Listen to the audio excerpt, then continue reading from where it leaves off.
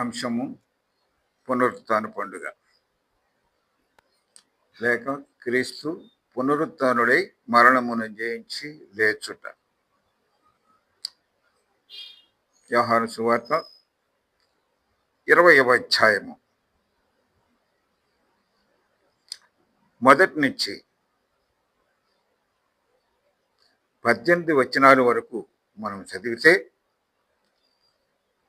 యేసు ప్రభు మరణమును ఎలా జయించాడో, అల్ప విశ్వాసులు ఎలా ఉన్నారు అనే విషయం ఇక్కడ మనకి తేట తెల్లముగా తెలియజేస్తూ ఉన్నాడు. మన పరలోకపు తండ్రి అయిన దేవుని నుండి, ప్రభు అయిన యేసు క్రీస్తు నుండి కృపయు సమాధానమును మనందరికను కలుగును గాక. ఆమేన్.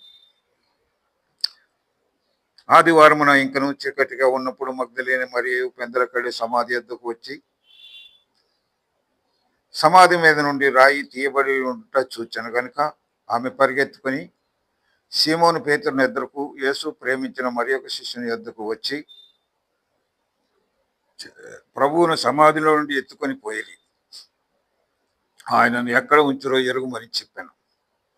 కాబట్టి పేతురును ఆ శిష్యుడు బయలుదేరి సమాధి ఎద్దకు వచ్చి వారిద్దరూ కూడి పరిగెత్తుచుండగా ఆ శిష్యుడు పేతురు కంటే త్వరగా పరిగెత్తి ముందుగా సమాధి ఎద్దకు వచ్చి వంగి నారబట్టలు పడి ఉండుటయు చూచాను, కానీ అతడు సమాధిలో ప్రవేశింపలేదు. అంతట సీమోను పేతురు అతని వెంబడి వచ్చి సమాధిలో ప్రవేశించి నారబట్టలు పడి ఉండుటయు ఆయన తల రుమాలు నారబట్టల యొద్ద ఉండక వేరుగా ఒక చోట చుట్టుపెట్టి ఉండుటయు చూచాను.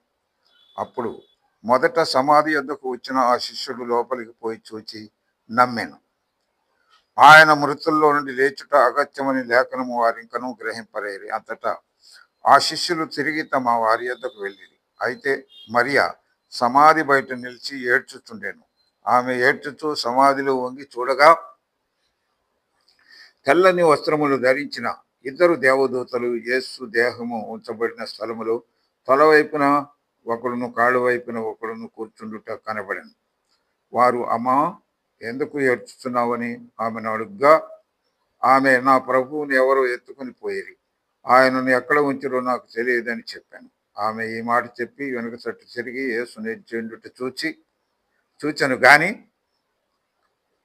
ఆయన యేసు అని గుర్తుపట్టలేదు. యేసు, అమ్మా, ఎందుకు ఏడ్చుచున్నావు, ఎవరిని వెతుకుచున్నావు అని ఆమెను అడుగ్గా, ఆమె ఆయన తోటమాలి అనుకుని, అయ్యా, నీవు ఆయనను మోసుకొని పోయిన యెడల ఆయనను ఎక్కడ ఉంచుతావో నాతో చెప్పుము, నేను ఆయనను ఎత్తుకొని పోదునని చెప్పాను. యేసు ఆమెను చూచి కుమారి అని పిలిచాను, మరియా అని పిలిచాను. ఆమె ఆయన వైపు తిరిగి ఆయనను హెబ్రీ భాషతో రబ్బూని అని పిలిచాను. ఆ మాటకు బోధకుడని అర్థము. యేసు ఆమెతో, నేను ఇంకను తండ్రి యొద్దకు ఎక్కిపోలేదు, అయితే నా సహోదరుల యొద్దకు వెళ్ళి నా తండ్రియు నీ తండ్రియు నా దేవుడును మీ దేవుడైన వాని యొద్దకు ఎక్కిపోవచ్చున్నానని వారితో చెప్పుమని. మగ్దలేని మరియ వచ్చి, యేసు, నేను ప్రభువును చూచితిని, ఆయన నాతో ఈ మాట చెప్పానని శిష్యులకు తెలియచేశాను. దేవుడు ఈ మాటలను మన వేదికల్లో ఆశీర్వదించునుగాక. ఇక్కడ యేసు ప్రభు మరణాన్ని, మరణ పునరుత్థానాన్ని ఇక్కడ మనకి జ్ఞాపకం చేస్తూ ఉన్నాడు. పుట్టిన ప్రతి జీవి కూడా, జీవాత్మ ఉన్నటువంటి ప్రతి జీవి కూడా మరణించక తప్పదు. అది సాధారణ మరణం. ఆదికాండము 2వ అధ్యాయము 17వ వచనంలో చెప్తాడు, నిశ్చయముగా నీవు ఈ పండు తిని దినమున చచ్చెదవని ఆదాముతో దేవుడు చెప్పాడు. కాబట్టి మరణాన్ని ఆ విధముగా తీసుకొని వచ్చినటువంటి ఆదాము, ఆ తర్వాత అందరూ కూడా మనవారికి పుట్టిన కొంతకాలం ఈ లోకంలో జీవించి మరణిస్తూ ఉన్నాం. దీన్ని సాధారణ మరణము అన్నారు. రెండవది మనం చూస్తాము, మరణ పునరుత్థానం. మరణించి మరలా బ్రతికి కొంతకాలము జీవించి మరలా చనిపోతారు.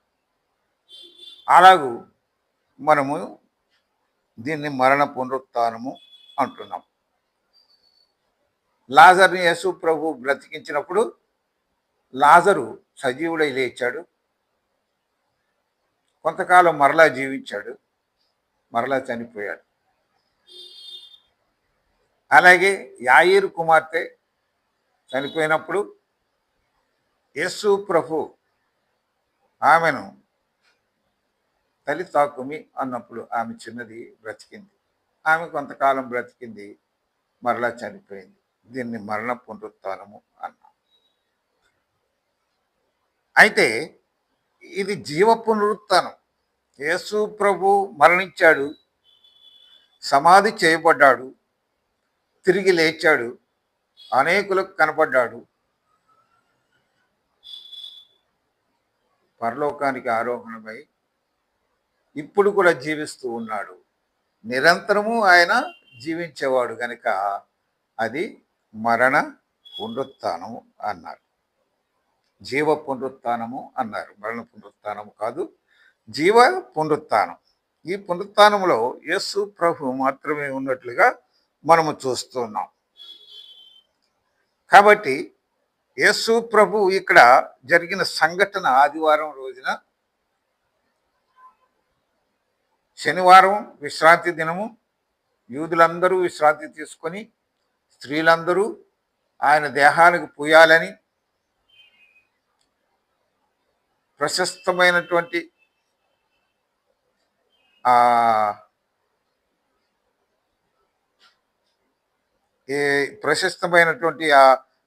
తైలాలని తీసుకొని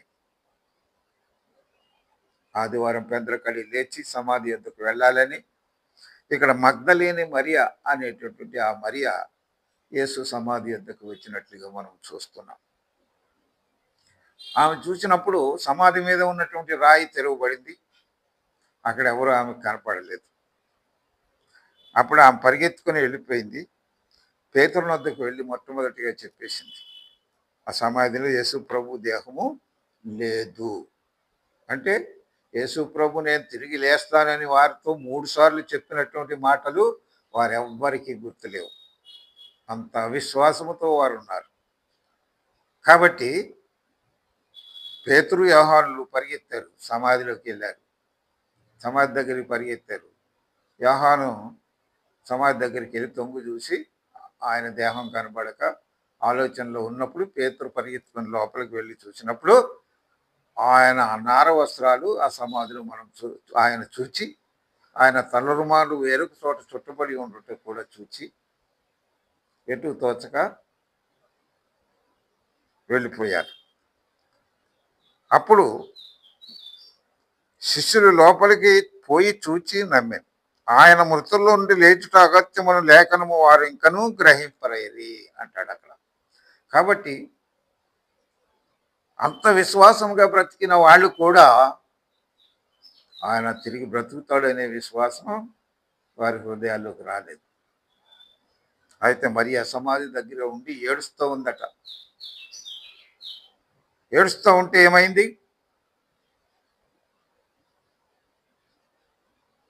దేవదూతలు కనిపించారు.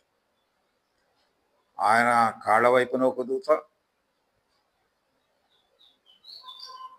తల వైపున ఒక దూత కనిపించినప్పుడు వారు అడుగుతూ ఉన్నారు ఆమెను, అమ్మా ఎందుకు ఏడ్చుతున్నావు, ఎవరిని వెతుకుతున్నావు అన్నప్పుడు, నా ప్రభువుని ఎవరో ఎత్తుకుపోయారు, ఆయన దేహం ఎక్కడ పెట్టారు చెప్తే నేను ఆయన్ని ఎత్తుకొని పోతానని వారితో చెప్తా ఉన్నది.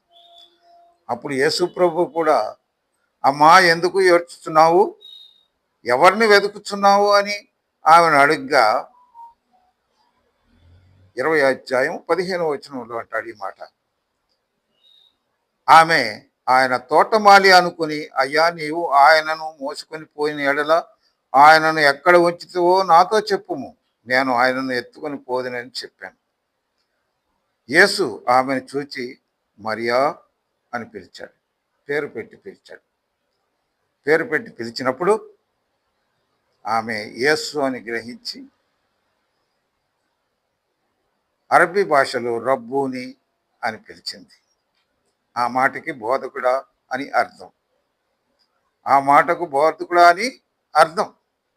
యేసు ఆమెతో, నేను ఇంకను తండ్రి యొద్దకు ఎక్కిపోలేదు కనుక నన్ను ముట్టుకొనవద్దు. అయితే నా సహోదరుల యొద్దకు వెళ్ళి, నా తండ్రియు మీ తండ్రియు, నీ దేవుడును మీ దేవుడునైన వాని యొద్దకు నేను ఎక్కిపోతున్నానని వారితో చెప్పు అన్నాడు. మగ్దలేన మరియ వచ్చి, నేను ప్రభువును చూచి తిని అని ఆయన నాతో ఈ మాటలు చెప్పనని తెలియజేసింది. ఒక 20 సంవత్సరాల కిందట ఈ పునరుత్థానం విషయంలో ఒక చక్కని పాట నేను రాశాను. రెండు విశ్వాసులారా, రెండు విజయంబు మనది, రక్షకుండు యేసురాజు మృత్యు గెలిచి లేచినాడు. 3 నాళ్ళ ముద్రయందు ఉంచబడిన యేసు దేహం కానరాక వనితలంతా కలత చెందు వేళయందు మరియా నెడు పిలుపు వినెను, దివ్య యేసు స్వరము నెరిగే, నిన్ను కూడా పిలుచుచుండే, స్వరము నెరిగి చేరరావా.